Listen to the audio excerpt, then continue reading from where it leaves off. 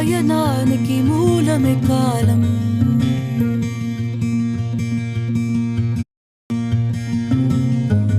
నేను చివరి వరకు మోసే నెలా నీరేగా. నీళ్లు కొలుచు సాముల పైన నీకు హక్కుందిరా.